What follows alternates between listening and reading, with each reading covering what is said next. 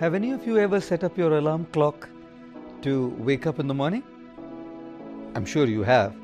Of course, I'm not asking you how many of you were successful in waking up after the alarm goes.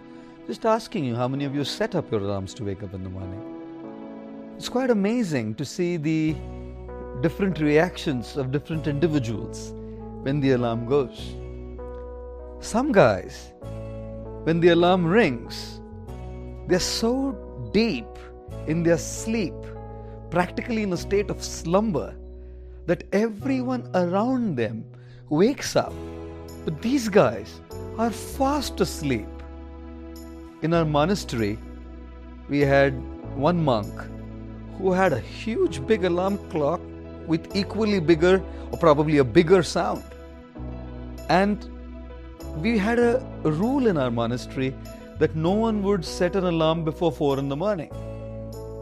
And this guy would set up his alarm at 1:30 in the morning, and the alarm would keep ringing and he would never wake up. Most of our monks would be so dead tired that they wouldn't even bother, and they would just continue sleeping although disturbed. One day, one of our monks was so disturbed with the ringing alarm, he got up in a state of fury, picked up this large ringing alarm clock and went to the balcony.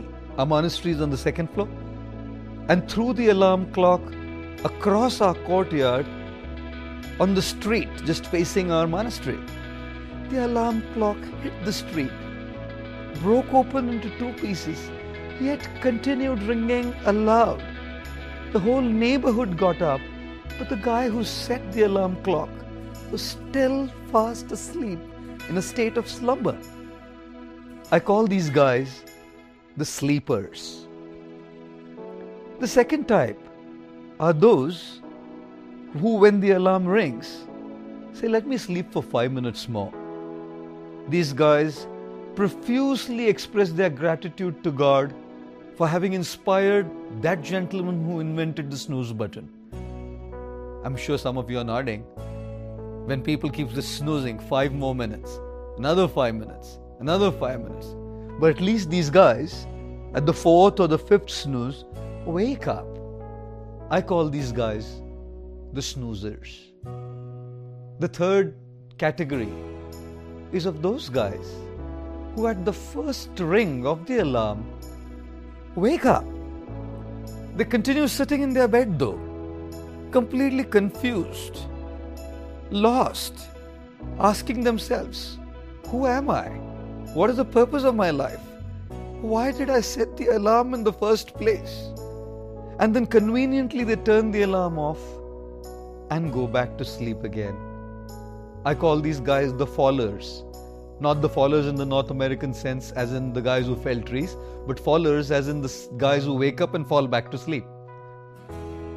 And then the fourth guys are those who, when they hear the alarm, the first ring, actually wake up, get out of bed and hit the floor to start with their day-to-day activities.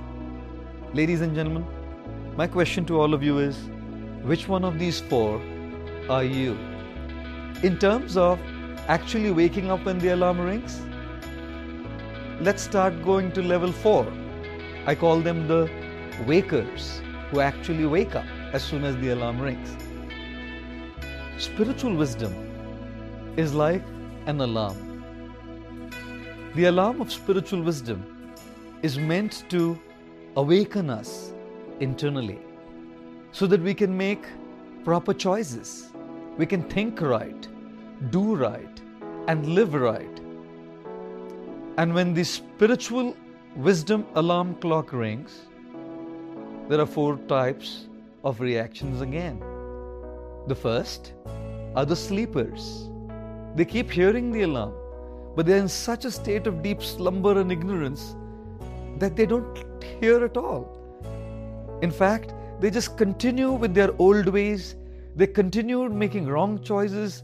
They don't even bother about transforming themselves or the inner awakening. Type 2 are the snoozers. Those who, when they hear the alarm clock, spiritual wisdom, they say, yes, we will change. We must change. We want to change. We have to change. Not today though. Tomorrow. Snooze. Snooze. They keep postponing the snoozers. The third type are the followers. When spiritual wisdom and awakening comes to them, they actually wake up. They start changing. They start living right. They start doing right.